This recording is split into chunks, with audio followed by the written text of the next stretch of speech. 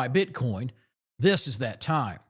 आज चिल्लाकर कह रहा था कि सोना खरीदो, चांदी जमा करो। आज सात कॉइन की उसके चार्ट को अगर आप चेकआउट करोगे, टॉप से 50% से ज्यादा ये फॉल हो चुका है। 1,25,000 पे चलने वाला बिटकॉइन आज के हुई है।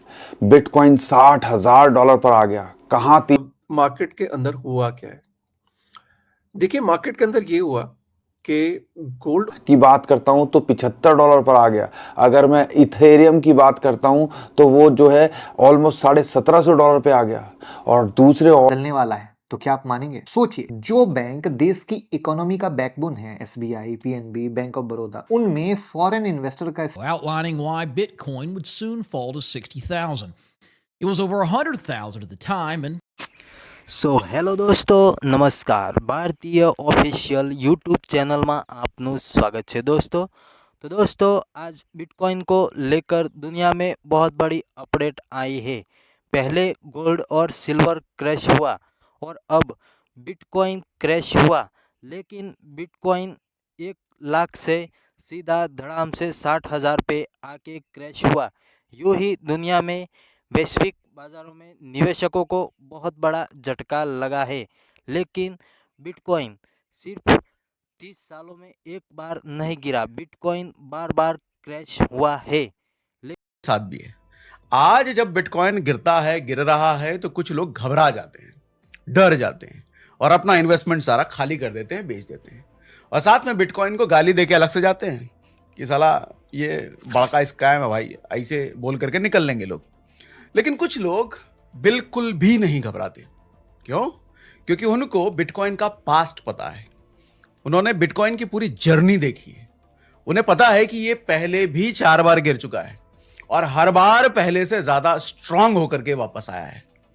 तो आज मैं आपको बताऊंगा कि बिटकॉइन का वो कंप्लीट पास्ट जो बहुत कम लोगों को पता होता है, मगर जिनको पता होता है वो बिटकॉइन के लिए बिल्कुल टेंशन फ्री रहते हैं. क्योंकि जिसने पास्ट समझ लिया ना, वो फ्यूचर का अंदाजा लगा सकता है बड़े आराम से. ठीक है भैया. उस वक्त बिटकॉइन बहुत ही नया था. सिर्फ कुछ टेक्निकल लोग ही इसके बारे में जानते थे. कई लोग को तो यह भी नहीं समझ में आता था कि ये चीज क्या है. लेकिन जून 2011 में एक इंटरेस्टिंग चीज हुई. बिटकॉइन की कीमत जो पहले सिर्फ कुछ सेंट यानी कि 5-10 रुपए की थी, वो एकदम से $29 यानी कि उस वक्त के लगभग $1,450 तक पहुंच गया. और आप सोचिए, कुछ ही महीनों में इतनी तेजी. जो लोग पहले से बिटकॉइन में थे, इन्वेस्टेड थे, मजा ही आ गया उनको. तो उन्हें लग रहा था कि ये तो भैया सोना ही सोना है. मीडिया में बिटकॉइन की चर्चा होने लग गई हर तरफ. और तब उसके बाद आया एक भयंकर तूफान. जून से लेकर नवंबर तक सिर्फ 5 महीनों में बिटकॉइन $29 से गिर के सिर्फ $2 यानी कि ₹100 के आसपास आ गया था. अब सोचिए, ये सीन 84% का क्रैश. 84%. मतलब अगर किसी ने पीक पर 1 लाख रुपए लगाए होते तो 5 महीनों में उसके पास केवल ₹16,000 बचते. ₹84,000 भैया साफ हो गया. और उस वक्त जो लोगों की हालत थी, मैं वो आपको बता नहीं सकता. फोरम्स पर लोग लिख रहे थे कि बिटकॉइन अब खत्म हो गया है. न्यूज़पेपर में छप रहा था कि एक स्कैम था. जिन लोगों ने अपने परिवार के खिलाफ जा करके पैसे लगाए थे, वो टूट चुके थे. और कई लोगों ने घबरा करके अपने बिटकॉइंस बेच दिए. उन्होंने सोचा कि कम से कम जो पैसे बचे हैं भैया, वो तो हाथ में आ जाएं. लेकिन कुछ लोग थे जो रुके रहे. ये वो लोग थे जिन्हें सच में पता था कि बिटकॉइन चीज क्या है. और अब सुनिए उन लोगों का हुआ क्या. साल 2013 तक, सिर्फ 2 साल बाद, बिटकॉइन की कीमत एकदम से $1,000 यानी उस वक्त लगभग $50,000 से ज्यादा हो गई.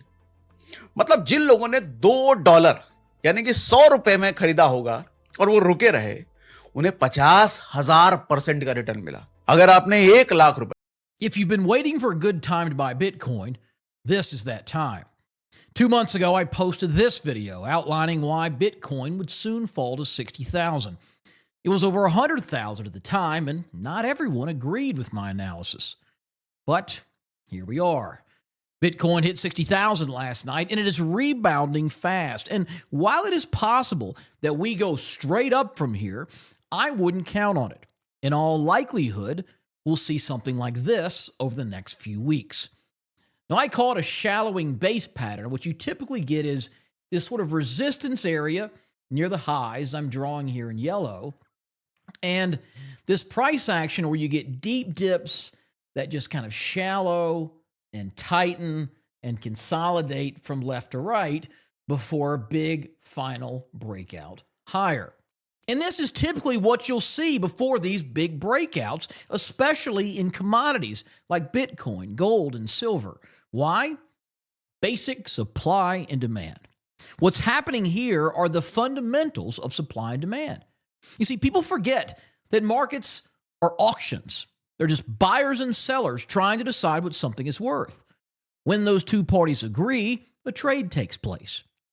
But when supply outstrips demand, when there are more people trying to sell than buy, prices go down. And I want you to think about it this way. दोस्तों, दुनिया जब डॉलर के पीछे भाग रही थी तब एक शख्स चिल्ला चिल्ला कर कह रहा था कि सोना खरीदो, चांदी जमा करो। आज साल 2026 है, बाजार में हाहाकार है, महंगाई 7वें आसमान पर है, लेकिन रॉबर्ट कियोसाकी की वो विवादित भविष्यवाणी आज पत्थर की लकीर साबित हुई है। दोस्तों, सोना जो है वो 85,000 के पार और चांदी की चमक ऐसी कि आंखें चौंधिया जाएंगी। आखिर कैसे कियोसाकी ने पहले ही भांप लिया था कि वैश्विक इकोनॉमी का ये बुरा हाल है। आज हम खोलेंगे उनकी उन भविष्यवाणियों की फाइल जिन्हें नजरअंदाज करना आज दुनिया को महंगा पड़ रहा है। दोस्तों, देखिए कियोसाकी का सच।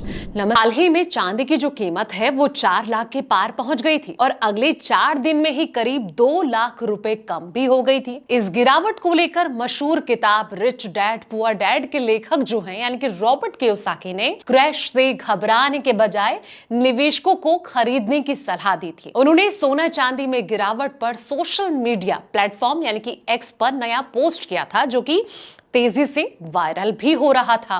कियोसाकी ने कहा था कि इस क्रैश नहीं है बल्कि वो सोना चांदी की सेल मान रहे हैं। एक और जहां सोना चांदी की कीमतों में गिरावट ने निवेशकों को हैरान करके रख दिया था, तो वहीं दूसरी ओर अक्सर अपनी जो सोशल मीडिया पोस्ट है उनमें उन्होंने गोल्ड सिल्वर इन्वेस्टमेंट की सलाह देने वाले राइटर रॉबर्ट कियोसाकी मौका ना गंवाने के लिए कहते नजर आए थे। उन्होंने अपनी पोस्ट में अमीर और गरीब के बीच का जो फर्क है वो बताते हुए लिखा था दोस्तों कि जब वॉलमार्ट में सेल लगती है तो गरीब लोग भागते हैं और जब खरीदते जाते हैं और कहीं ना कहीं उनकी जो खरीदारी की स्थिति है वो लगातार चालू रहती है। उन्होंने अपनी पोस्ट में आगे लिखा कि वॉलमार्ट की सेल में वो खरीदते नजर आते, लेकिन जब फाइनेंशियल हुआ क्या है, देखिए मार्केट के अंदर ये हुआ कि गोल्ड और सिल्वर ने सदियों के बाद, मतलब कई डेकेड्स के बाद ऐसा परफॉर्म किया है। अब लिटरली मतलब ऐसा इन द सेंस कि आप सबने देखा है कि गोल्ड ने बिल्कुल ऐसा परफॉर्म किया जैसे क्रिप्टो मार्केट को भी फील कर दिया, सिल्वर ने ऐसा परफॉर्म कर दिया कि मीम कॉइन को भी फील कर दिया। गोल्ड और सिल्वर जो है वो इस तरह से इन दोनों एसेट क्लास ने परफॉर्म किया कि जो एक मार्केट की लिक्विडिटी, एक ध्यान, एक अटेंशन, सारा का सारा इन दोनों ने सक कर लिया, खींच लिया। ठीक है, अच्छा क्यों करा? आज से पहले क्यों नहीं करा, अब क्यों करा?